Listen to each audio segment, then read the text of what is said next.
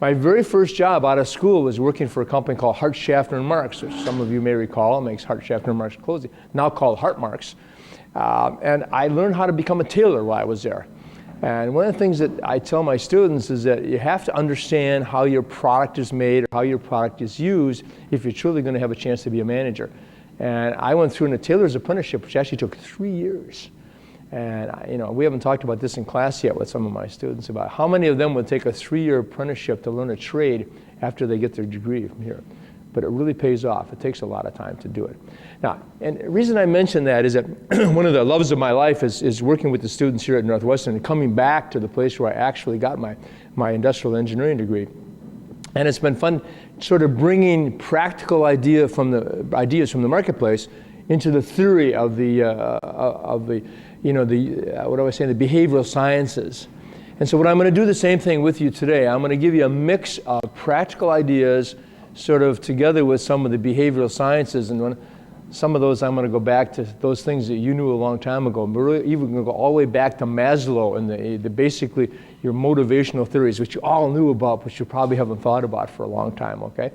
So let me see where else we want to go. I'm going to give you 3 things today, so let me sort of get you oriented. I'm going to cover some ideas that you can use that are fairly practical that we really wrote when we put together the book called From Day One, which is designed specifically to help people starting on a new job, and specifically for young people starting on a new job. So I'll give you some of the ideas that came out of that, which I think are useful to people at any age if you're starting a new job, and even sometimes when you're not starting a new job.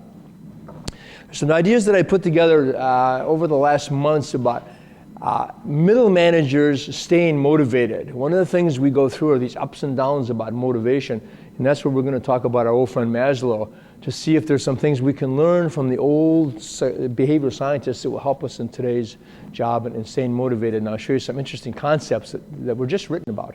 And then last, I'm going to talk about a whole concept that came out of the interviews that I did for the book. And when I finished putting together the ideas for the book, there was an idea left over that sort of got stuck in the back of my head. And I did some additional interviews, actually just recently wrote a paper on it. So the paper's been submitted but has not been accepted for publication yet. So you're going to see some of the secret things on that. So let's go through these 3 things. The first thing is early months in a new position. Being a faculty member, I can't resist giving you a quiz. Okay? So if you have your pencils ready, I want you to write this down and answer this question for me. What % of successful leaders put their organization before themselves? In other words, put their organization first. Okay? If you don't have a pencil, just whisper to the person at your table so that you're committed to an answer here. I want you to be committed to an answer. All right? Y'all got your answer? I'll make it easier for you. It's one of the extremes or the middle. Doesn't help a whole lot. This is like going to a football game, right? When they give you the trivia quizzes. Okay, I'll make it even easier for you. Y'all still with me? Did y'all pick those 2 numbers? Okay, and the answer is extraordinarily high. As you can see, it's 87%. It's a trick question. So if some of you got it, you did very well. The trick is successful leaders, not all leaders. So you really had to follow and think about who were the successful leaders. Now, there's a couple other points I want you to think about in this. This is taken from a survey that was done by Spencer Stewart. Nearly 90% of extraordinarily successful executives, so I further tricked you, okay, were described as being concerned about their careers, but the careers of their subordinates, as much as or more than their own careers. A couple phrases here I want you to think about. One is, were described as. They didn't evaluate themselves. They had other people evaluate them. It's a pretty powerful concept. These are extraordinarily successful executives who, despite what you read in the press, you know that it's not the same as you read in the press, but let me just give you this reference in case you want to look for a good book. Jim Sitchin wrote this, and it's the 5 Patterns of Extraordinary Careers. It's an interesting book to read, and he's done a nice job putting it together, okay? So what this basically says, this old concept that's been around since the 60s, and some of you would argue has been around for centuries if you put a religious connotation to it. This concept of servant leadership, of helping others, is quite powerful. The second thing this says, which is my favorite thing, is that Donald Trump is wrong. Donald Trump in The Apprentice pushes the idea that the way to get ahead is to climb over everybody and beat up all your competitors. When I first put the book together, I really wanted to use that as a title of my book. And the publisher said, I don't think so. It's not such a good idea, but I think we would have sold more copies. Okay? So think about, what's going on in the papers that you read about how people get ahead and the things that you read about some of our executives who are misbehaving. That's not the way you have sustained success. Sustained success is the key factor here. That is, can you have success over a long period of time? And this has been pretty well documented. The third thing is the sustained success. I jumped ahead of myself a little bit. So let's go on. Let me give you the first tip. This may be, for many of you in the room, this is nothing new, but for some of you, it may be a new idea, okay? You can move faster vertically by moving horizontally. My students don't get this yet, but we're going to help them get it, okay? And the trick that I ask them to think about is to find in your company, in your organization, a chronic problem. Let's face it, we all have them. In every company that I work for, we had chronic problems. It might have been a factory you could never quite get turned around. It might have been receivables. We could never really close down the day's sales worth of receivables. It may have been a new product that we were launching. But there's something that everybody works on. And if you think you can help a little bit as a young person, I suggest you raise your hand and say, I'd like to be on that task force. I'd like to help. And the reason for it, as you can see, is all the way down to the third point, and that is you can't fall off the floor. You can't lose in this deal. Let me give you the 3 reasons why you can win. The first reason is if you do something good and you help the task force actually solve that problem, who knows about it? Answer, everyone knows about it, including the CEO. If this is truly a chronic problem, everyone in the organization knows about it. So if you do something well, you get recognition for that. Number 2, you're not going to have any competition. As a young person, the young people are all going to migrate towards the sexy part of the business, the high growth, the exciting new areas. The dirty old problem areas are going to be avoided by most young people. So if you go there, you don't have as much competition. And the third reason that you can't lose here is that if you don't fix it, it's not your fault. You didn't break it. It was there before you got there. So you really can't lose. So I recommend this as a way to move. And I've had notes back from my students since I've been here saying, it actually does work. So it's not a bad idea. Okay, you ready for another quiz? This is one we all talk about, and that is, let me think about this decision overnight, and I'll give you my answer in the morning, and we'll make the decision then. The question is, this is a study that was done at the University of Michigan by a faculty member whose name is Steve Kerr. His famous basketball player's name, okay, for the Bulls. Different guy. Steve Kerr's left Michigan. He went to work for GE, and he's now the chief learning officer at Goldman Sachs. Interesting study he did. So the question was, in the results of his study, what happened? As you slept on your decision overnight, how much better did your decision get? Is it 23% better, 12% better, or did it get worse? Write your numbers down. Write your answers, or tell your friends. Okay. I'll make it easier for you again. It doesn't get that much better. Okay? It doesn't get that much better. Now, I have to give you one other caveat before I show you the answer here, and that is no new information. In other words, the information you had in the afternoon, you went home, thought about it, came back in the morning, you knew nothing more. You just chewed on it a little bit mentally, okay? And it didn't get worse. That'll make you feel better. Okay, and what happened? Nothing. This is scary a little bit, isn't it? Now, how many have read Blink? Quite a few of you, okay? If you read Blink, you got this answer right. Because Malcolm Gladwell basically has done research on this, in addition to Kerr's research, that said you have these experiences that are stuck in your subconscious, and that when you're making decisions, they come into play, but you don't even know they're there. And why do I tell you about this in this dialogue here? Well, here's the way I think about it. Once you know this and you're conscious of it, if you take a spectrum from a greenhorn, a new college graduate over here, to a CEO over here, so somebody who's gone through a lot of experience of making decisions over and over. The point of the story is, in these 2 different empirical studies, is that as a young person, as a young college graduate, you can trust your gut more than you think. Because most of my students say, I can't make a decision until I get all the quantitative stuff lined up here, and I have to have it all wrapped up and packaged with a bow before I can make a decision. The CEOs, where I used to live, are just the opposite. We know everything. We've been there, done that. We've seen these things. Don't even bother showing me the quantitative stuff because I can make that decision. So the moral of the story is you should regress to the mean here. If you're a young person, you can do more using your gut, using your intuition than you think. if you're CEO or a higher level manager, move back here and look a little more carefully at the quantitative stuff. It's an interesting idea, I think. Another quiz. I won't give this to you all morning, I promise, okay? This is a study that was done at the University of Nebraska. And the reason I like doing these things is these are all empirical studies that were done by social behavioralists. This is not just my ideas, okay? The question was, they took 450 managers, and they studied those managers, and they tried to find out where did the successful managers spend the bulk of their time?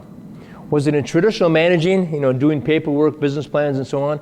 Was it doing human relations? Was it hiring, recruiting, coaching?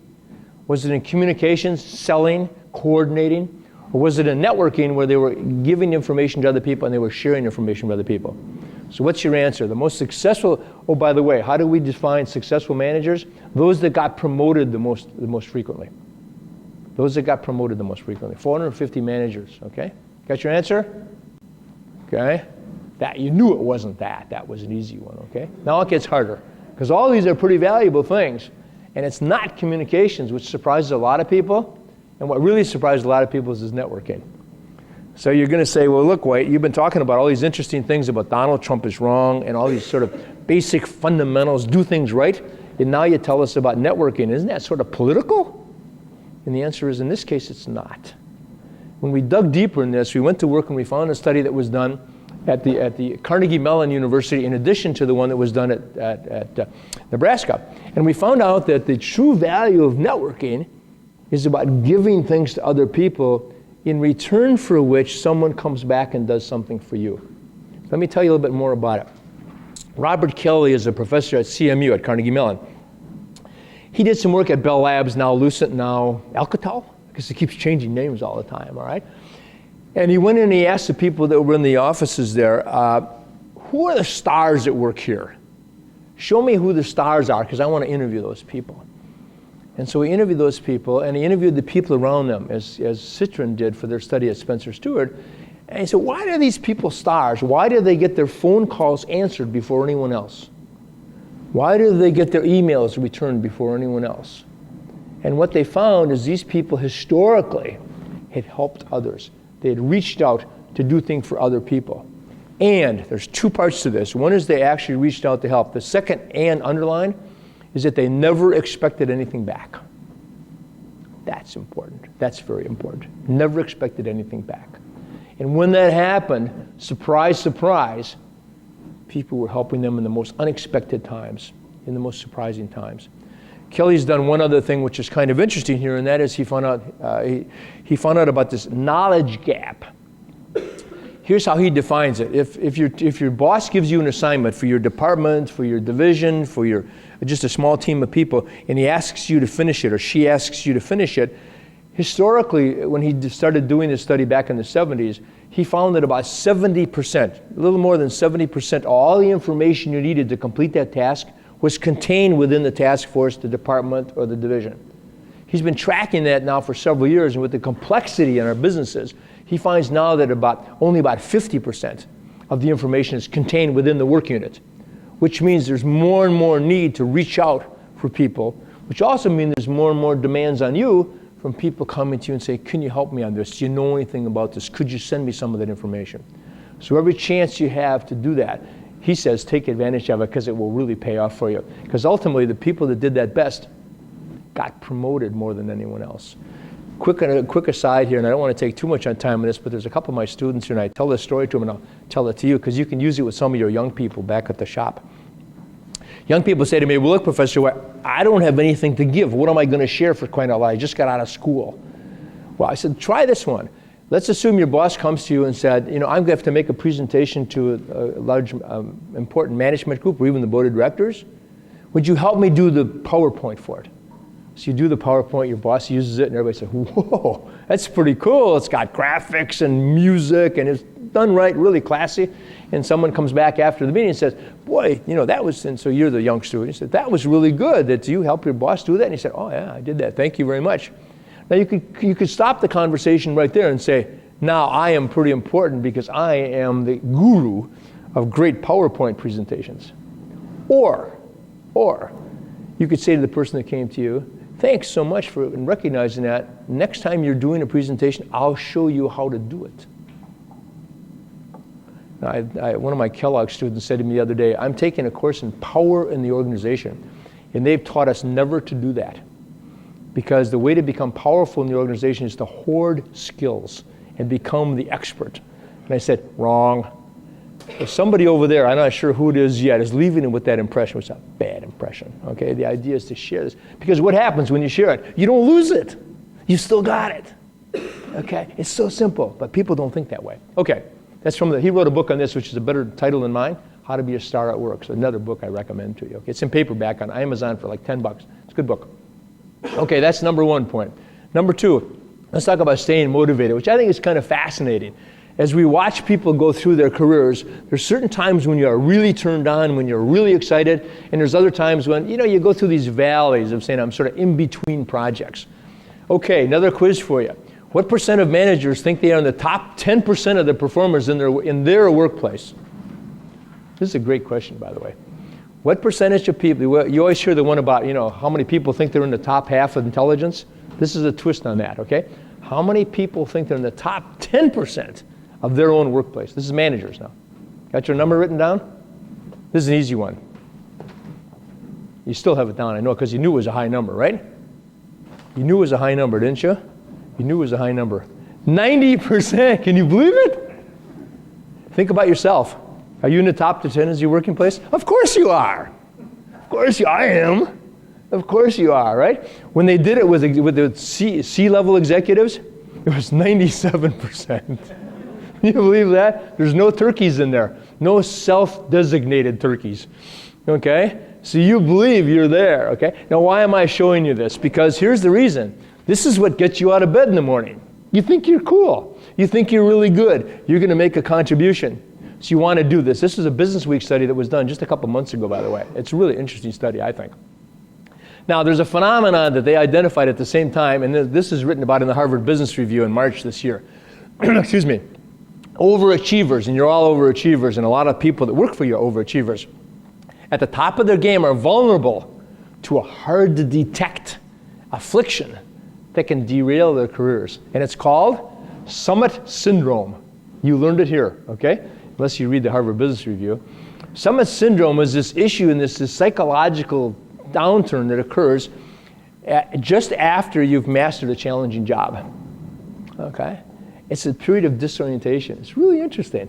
And I'm not sure it affects a broad number of people, but it affects a lot of people, I think. Here's what it looks like. So think about this in your life. You start thinking about, okay, where's my next big challenge coming along? By the way, a lot of our students, as you know, go to consulting and iBanking. It affects those people a lot. iBankers have these big deals, they get everything going, then they're looking for that next deal, and the part in between is a little discouraging for them, okay?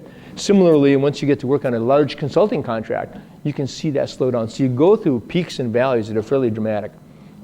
The sad thing here is there's some really negative symptoms of this that you really have to watch out for.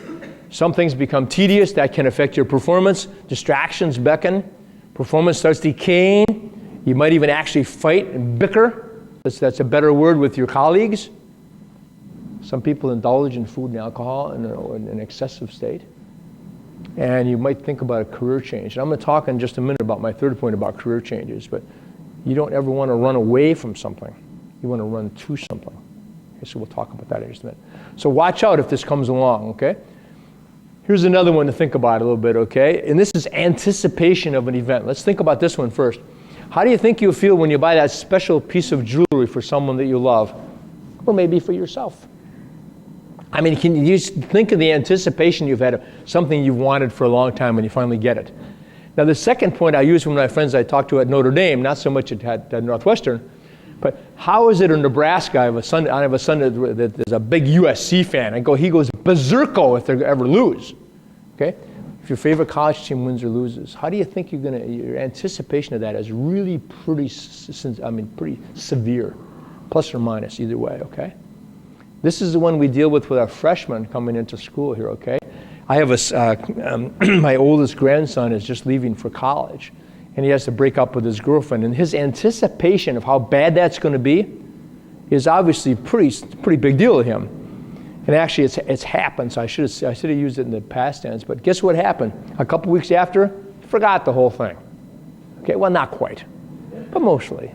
Okay, he's on to something else. Okay, but think about your anticipation of some main event that's going to be very positive to you or something that could be negative. You always overestimate it, okay? And it's called effective forecasting by again, the behaviorists. So what happens here is we falter when it comes to imagining how we will feel about something in the future. Again, this is an article from the New York Times by a good writer. And the point is here, if you're aware of this, you can manage your life a little bit better. You won't have these peaks and valleys in your emotions which cause you some discomfort, and in the case of the summit syndrome, it can cause you some bad behaviors. So understanding that this is going to happen is a big deal. So the reason I'm bringing this to you, these are some of the things you forgot. Okay, you knew all this. And why does this happen? Let's go back and talk about it. How can you avoid it? Let me just give you a quick Cliff Notes version of what the psychologists would say about it, okay? Remember all these guys? Maslow, you remember Alderfer? Most people don't. You remember the stuff, the principles of Pygmalion? Okay, I hope you do, because if you haven't seen My Fair Lady, you can go back and watch it again and see the application of that. I want to talk about Herzberg at some length here because he's a recent behavior scientist who has some ideas which are extraordinarily useful for your business, I think. So let me come back to those. Let's talk about Maslow first real quick. You remember this? Where do you live here? Maslow said, as you move up this pyramid, you don't move back down. You keep going up to the area where you want to live your social and then your self-esteem, your esteem and your self-actualization. Hopefully we're both at one of the two top levels up here, where you're feeling good about yourself and now you're going to give back and you're going to be involved in more things. And then Alderfer came along and he said, yeah, it's sort of like that, but let me refine it a little bit. And he overlapped with Maslow. And now he's got the same kind of ideas. You have to worry about just survival first, then you're moving yourself up to social things that are going to make you feel really good, and ultimately up to something that's going to be personal growth for you as opposed to physical growth. So the things relate there. And I want you to keep thinking about where you're going to be. Are you in the top there? How do you react to this? And do you know you're there? Alderfer, by the way, said you can actually go back up and down on this, which it makes some sense. But I think it's more logical than Maslow. Pygmalion, do you mentor anybody? I hope you do. This Pygmalion concept really works. If you can get people thinking about how good they are, how good they could possibly be, they start thinking that way. The best things ever happened to me in my 30 years career of business were people said to me when I was away from them, you got me to do things I never thought I could do. You challenged me to do things I never thought I could do, and when I did it, I was able to accomplish it. It's a huge plus if you can do it. It's a powerful tool not to forget. So this comes under the heading of mentors, obviously. Back to the mentor was one of the Greek people in Greek mythology, by the way. Mentor was a real person there, okay? Self-fulfilling prophecy, mentors do this. I got a little bit ahead of myself. Let me talk about Herzberg. This is an eye chart, and I apologize for it. I couldn't simplify it. But Herzberg's done some things recently that I think are valuable to all of you. If you don't know this, this is really good. This is worth reviewing. If you forgot it, I want to remind you of it because I think it'll pay dividends to you. Basically, he asked thousands of managers. I think it's 1,800 events for different managers on one side and 1,700 on the other side. And he basically asked them, what do you like about your job or what don't you like about your job? And what happened is they clearly fell into two categories. The people that like things on the right-hand side, as you can see, like them because they have great satisfaction, because they had achievement. They felt like they were achieving something. They had recognition for their work. If you can probably read those better in my little diagram, I'm sorry. The work itself was very important to them. That's why they felt good and they had great satisfaction on their job. They were able to take responsibility for things. Now, not everybody wants to do that, but by and large, people do want to take responsibility for things. They had a chance to grow and to advance in their jobs. And of course, as you might imagine, the problems that they had, the reason they didn't like their jobs is because the company policy, and guess what? Next to boss, boss, boss. You've all heard, I think, for a long time that people don't leave companies because of companies. People leave companies because of bosses. And you probably knew that, but that's one of those secrets. I think if you keep that in your mind, it really makes a big difference in thinking about who you want to have as bosses in your organization and how they're going to work with the people below them. That's why people leave. Now, nothing is surprising on this except Herzberg's interpretation of this. Herzberg's interpretation of this is you can't go from the left-hand side to the right-hand side. So if you put a good boss in, or you change the company policies in the administration so that people are not dissatisfied, they go from dissatisfied to not dissatisfied. They don't go to satisfied. You can't go from one end all over the other. You've got to change topics here. Okay? So in order to get people to be really satisfied with what they're doing and happy and productive in there, by the way, there's a tenuous link between satisfaction and productivity.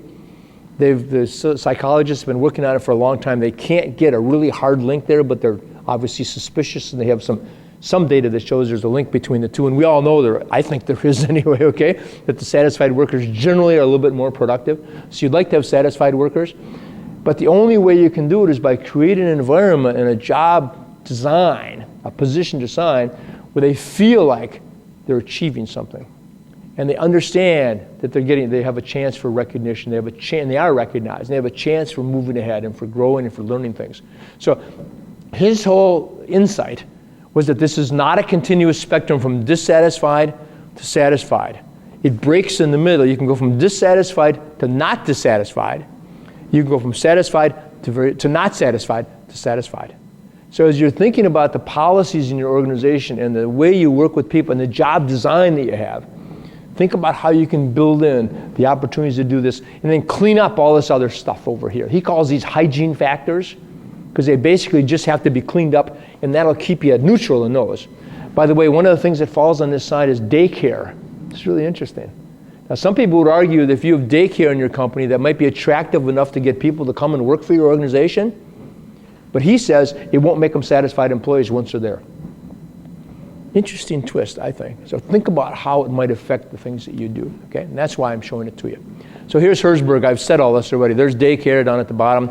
Retirement programs are the same way, okay? If you have flex time, it may attract some people, but it's not going to keep them there.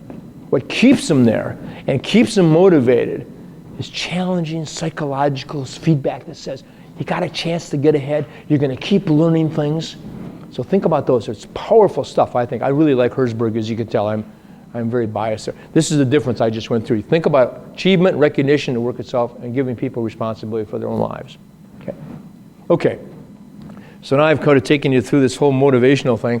So knowing all this, how do you accomplish this? How do you get over this summit syndrome? Okay? Here's some ideas. Understand that human nature causes you to overestimate the emotional impact, negative and positive. So don't let your emotions run away from you. Daniel Goleman's written a lot of things on emotional intelligence. Okay? And that, he's basically talking about how do you manage your emotions? How do you manage yourself? And you can do it. It's a developable skill. So think about anticipating this and developing it, okay? Recognize what really motivates you and your team. And build your policies, build your ideas, build your job structure around that, and find the job that you want to do. Find your passion in that, okay? Okay, that's 2 parts. Third part, let's go to this. Stepping back to get ahead. This is an idea, as I mentioned to you, that came out of the interviews that I did for my book from day one. And when we were trying to understand ideas that could be used by people starting a new job, particularly young college graduates, a number of the people related to me in their interviews a little bit about their careers and how they took some very unusual steps in their careers. And after we finished the book and put it away, somebody was talking to me about it. I said, I think there's an article in here. So this is what I've written now. And let me give you some of the highlights from the articles. I think it's kind of interesting. Before we do that, however, we got to set the stage, right? So here's another study that was done by the Gallup people just earlier this year. And they asked people, are you enthusiastic about your job? Write down your answers. Got another quiz here, right? How many people are enthusiastic about their job? I hope it's a high number, right? Whoops, I'm doing it wrong. No enthusiasm. They phrased it the other way. How many people have no enthusiasm for their job? We could do it either way, but my answer is the no enthusiasm, okay? Are you ready? Not the high number, okay? How many people have no enthusiasm? It can't be a high number now because they phrased the question negatively, right? Is it the lowest number? No. It's the middle number. It's a sad commentary, I think, on people having, enthusiasm for their jobs. And I think you've heard this from your parents. I had it from my grandparents and my parents, that find something you're really enthusiastic about because so few people have that in their careers. One of my brother-in-laws who works for a very large company, and he doesn't like his job at all, but he can't leave because he's close to retirement and he can't lose his benefits. It's a sad statement. It's a very sad statement, okay? You're kind of locked in just because of some secondary thing. And boy, if you have enthusiasm for your job, it makes all the difference in the world. It's not a job anymore. It's fun. Okay, last question. I may have one more after this, but I think this is the last one, okay? This is a good one. If you could start your career over, would you? In a different area. This is a USA Today survey, okay? You can write down your answers to this. You're getting tired of doing answers, I know that, okay? Now we're in the middle somewhere, okay? If you start your job over, would you? And again, an astounding number. Astounding number. Now, this is worse than it sounds because only 26% of the people interviewed said, no, I wouldn't do it. The other people, 24% of them said, I'm not sure. Maybe I would start over again. So you got 50% who said, yes, I would. Then you got another 20% said, I'm not sure. That's very sad. In doing the research for the book, one of the things that I found at young college graduates, I hope this is not true in your company, but of the total college graduates, the 3 million or so college graduates we have every year, less than 50% of them make it through the first year in the job they started in. It's a huge number, 50%. Think about the turnover. Think about the work that's going on there. I do some work with Deloitte. And one of the things that Deloitte's working on, I don't think there's anybody from Deloitte here, there may be, but it's not a secret, I don't think. Deloitte is working on just reducing their turnover. If they can reduce their turnover by 1%, they can save hundreds of millions of dollars.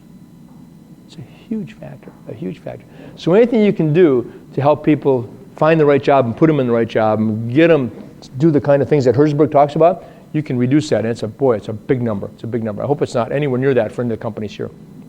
I don't know what I have there. Let me talk about 3 different ideas. All B's, blocked, bored, or burned out. These are the people that I found when we did the interview for the book, and they kept saying, oh man, I was in a situation where I was one of these 3, and I had to do something else. And so the thesis that we talked about here is that you can move up by taking a step back. Now, I'm showing some negative things, but I'm also going to show you some positive things that go with it, that balance out the negatives.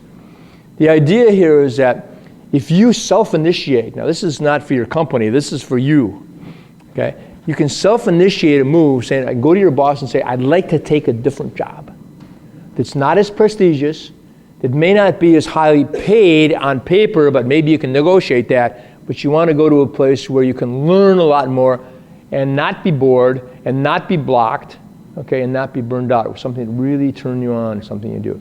And we found just numbers of people who have done this, and I'm going to show you some examples of that. So the first thing, however, these are employees who were actually doing well in their job. This is not people who were in danger of losing their job. They were doing quite well in their jobs. Second thing is they self-initiated the move. It wasn't somebody from human resources. It wasn't their boss that came to them and said, we think we should move you over here for developmental reasons. They raised their hand and went to their boss and said, I'd like to do this. I would like to do this within the company. Okay, most of them within the company. They recognized at the time there were a lot of gains and losses with this. They saw the gains. They didn't worry so much about the losses, but they covered their flanks on the losses. Outsiders, however, spouses, I did this once in my career, and my spouse said, are you crazy? Do you know what you're doing? But my view of it was, it wasn't so risky. But I knew there was a risk, but it wasn't so risky. And this is what would happen with these people. They had a different view, a different lens of what was going on because they knew some things. One of them was they had a secret contingency plan, maybe not so secret. You could go back, or you could go to another company, or you knew some places where you could always go back. One of the stories that I tell people about my career is when I started at Hartschaft and Rush in my 3-year apprenticeship, I actually became a tailor. I went to a tailoring apprenticeship, so I actually could do tailoring. Now that sounds sort of silly, but it was good for my job. But guess what it gave me? Job security. Because through my entire career, if I was fired and I had nothing else to do, I could always open a corner tailor shop. There's always a need for a corner tailor, right? You can never find a good one. I would have been a really good one. You would come to me, okay? So I always could find a job like that. Now, I wasn't ever going to do that, I don't think. But in my mind, the psychology in my mind said, you could always do that if everything else fails. All of you have sort of something in your mind. Sometimes it's real, sometimes it's not real. And we're going to talk about that in just a second. The last thing that supported this, maybe there's one more point I always forget on this. They wanted to do something they loved. The intrinsic rewards were much more important than the extrinsic rewards. So they didn't worry so much about the compensation short term. They worried about the education and the fun that they were going to have short term. Okay, let's look at a couple of things. Here's some of the keys. First of all, you have to think about what is it that's not working here. You Am I bored? Am I burned out? Is there something I really want to learn that I can't learn in the job that I have? I already mentioned this. You should be running to something rather than running away from a bad situation. Embrace the intrinsic reward. Have a psychological safety net instead of a financial safety net. Maybe both. What's a psychological safety net? In this case, it really has to be pretty strong, because usually when you make these moves, you're going to go from a title that's fairly prestigious to a title that's much less prestigious. And people will recognize that and they will say, what's he doing? Why is she doing that? So you have to be very comfortable doing that psychologically, all right? Don't make an emotional move. Here, this is different now than the earlier point that I made. The emotional move, rather than running to or away, this is as a result of an event. We've all been through this, haven't you? I've been through it a couple times. My boss looked at me cross-eyed or made a decision I didn't like and said, I'll show those guys, I'm out of here. I'm not going to take that anymore. You've had people, I hope, that have done that. I hope you have not had people that have done that to you. I've had some, okay? But so it can't be an event-driven thing. It's got to be a process-driven thing. And then the last thing that's kind of interesting, doing my interviews, I found some people in their 60s that did this, which is kind of interesting. It's never too late to do that, okay? Let me give you an example. Here's Tom Ryder, who was one of the fellows I interviewed. Tom Ryder was at Xerox, and he was in the publishing part of Xerox, and he wanted to do a new children's magazine. Took it to Xerox and sold it as hard as he could. They turned it down. And he was so emotional about it and so driven with it, he found some other people over a period of time, and he ran to developing his new children's business, which turned out to be fairly successful for him. So he wasn't running away from Xerox. He liked Xerox, but he was moving to that. And he found that the thing that was missing in his life was really that he really wanted to be in the children's area. He really wanted to be in consumer publishing rather than the technical publishing that Xerox was doing. And it really worked out for him very well. So he wanted to have an innovative magazine. It was a right move for him at the time. Tough financially for him, very tough financially for him. And even in the medium term, it wasn't all that great, but it was okay. And he'll look back and say it was still the right kind of move to make, to take a step back. Now I watched him again as he went through his career, and he did the run to rather than unaway thing. Later on, he ended up at American Express. And when American Express was restructured back in the late 80s, his businesses that he was responsible for were going to be sold, were going to be outsourced, so to speak. And he was offered the job to say, we'll take you out of that, Tom. We'll move you over to the corporate staff and keep you here because you're one of our treasured assets. But Tom said, no, I'm going to stay with these people. I'm not going to run away from what's going on in this division. I'm going to stay here and I'm going to see that these get sold. So he dropped off the executive committee of American Express, which is extraordinarily a psychological big deal and a downturn for him. They helped him through some of the financial transitions, but he decided to stay with his team, okay? Left the executive committee, returned to, and then later when he sold off everything, they moved him back into that. But there was no guarantee that he was going to do that. He voluntarily said, I'll take care of these businesses instead of having someone else do it. And he said it was really a good idea. Jim Romer happened to be a fellow I worked with at Mead, and he was the chairman of ProQuest later, but when we started a new company at Mead, he left a really exciting division where I thought was the place to be at Mead because I was in that division, and he decided to go to a little startup company, which most of you probably have heard of, called LexisNexis, okay, that was actually started by Mead. And so it was a little teeny company at the time, and he went into that division and he said, I really want to be in something that's high growth. That's the exciting thing for me to do. In his mind, his psyche, he said, if you want to be successful, you've got to go to a high growth company. And school supplies for him just didn't grow fast enough. So he made an interesting move, again, a move back. He would have been president of the other company division very quickly, but he moved back and took a secondary job in the startup. It turned out to be a really good job for him, and he ultimately ended up with a great career. He happens to be retired now, but he loved it. Alan Lacey, some of you may know, is now the CEO of Sears Holdings, but a long time ago he worked for Dartcraft. He was treasurer of Dartcraft at a very young age, in his early 30s. And he could see that he could stay in this job for a long time, but it wasn't exciting for him. It just wasn't challenging for him. So he voluntarily raised his hand and said to the people at Dartcraft, I'd like to go and work in a division. I'd like to learn about international things, and I want to have a line job really doing accounting and treasury work. And the people thought he was crazy. But again, he felt this is something that he really wanted to do. And he also felt he had his psychological safety net where he could go back. Treasurers, were not in those days, and I guess not today, but they had opportunities where he could move from company to company a little more easier than he as an operating person. So he thought he could go back to something else, and it worked out for him very well. I don't have any good examples of people that I put up here of folks that got mad and then just did something, But Bob Wright, who coaches, he does a lot of executive coaching, he gave me this quote, which I love. Everyone, including me, has a magical bailout. That's your bailout salvation solution. And you pull it, mine was tailoring, okay? You pull it into your minds whenever you get mad at somebody or somebody gets mad at you or you have some real challenge you can't do. So be conscious of that and try, don't do it. And here's my last one. Larry Kirschbaum was he's the CEO of Time Warner Books. Big deal. It was about a $700 million division that was doing really well for Time. And he was approaching his retirement, but he knew he could just, sort of morph into retirement very comfortably. But he said, I don't want to do that. I want a second career, something else I'd like to do. And he always wanted to become a literary agent because he loved books, he loved working with authors, and his job at Time and Warner, he missed that. He was too far away from them. So he went back and started up his own agency, and it's turned out to be quite successful for him. His wife told him he was absolutely crazy. Why would you want to do this at age 60 or 61? You have this wonderful retirement. And he said, I would be bored to death. I really wanted to do this, and it turned out to be a great career move for him. Okay, just wrap these up for you real quick. Understand what's missing if you're going to make a career change. Run to something. Think of the intrinsic rewards. Have a safety net, psychological and financial, if you possibly can. Don't do it on the spur of the moment. Think about it as it goes through. Early and mid-career are common, and some people have done this, by the way, serially. They've made a couple moves this way, and it really does work. I made one that way in my life, and it really worked very well. Okay, so it's something to think about as you go through. It's not for everyone. There's no guarantees.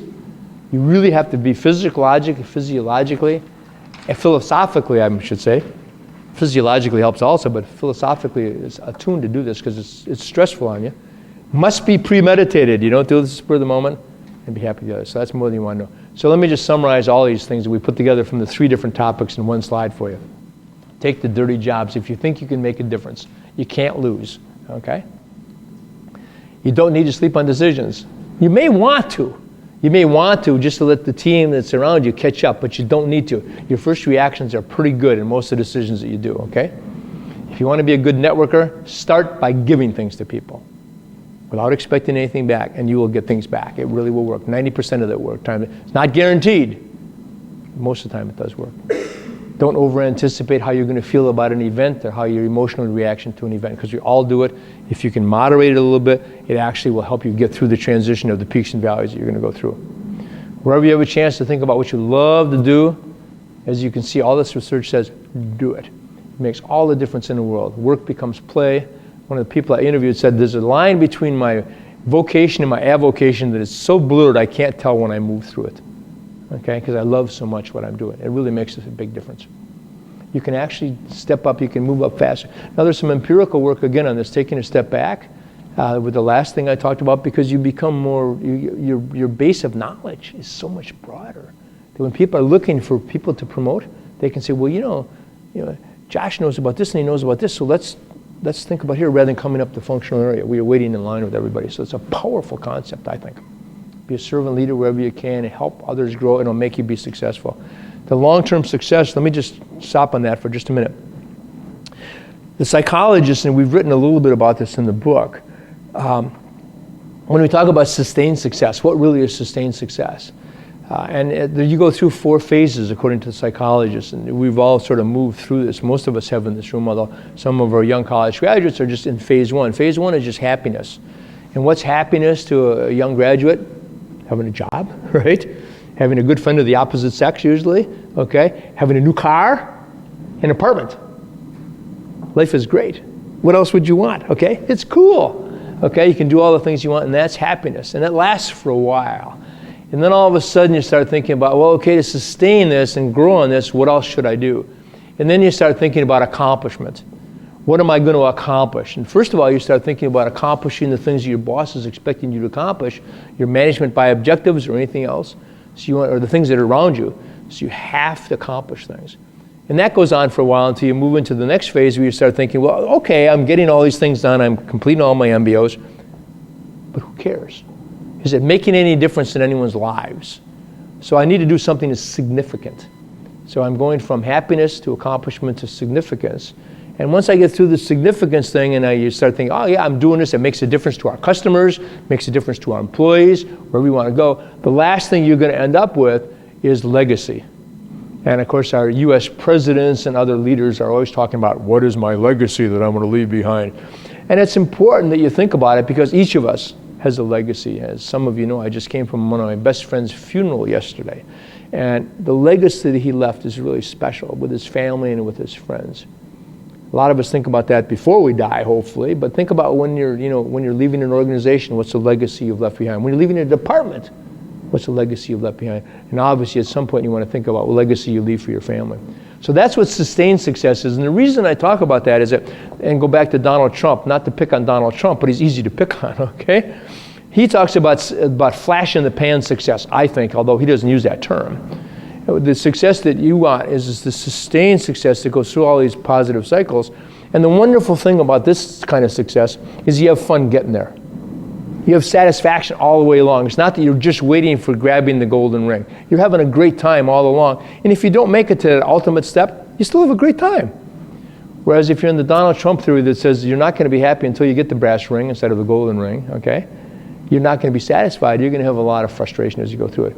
So wouldn't you rather go through things with sustained success rather than the other? Okay. Try to remember what you forgot. That was the whole idea we're going to do today. So let's stop there and say thank you for this. You've been very attentive, so thank you. We have time for a few questions. Thank you.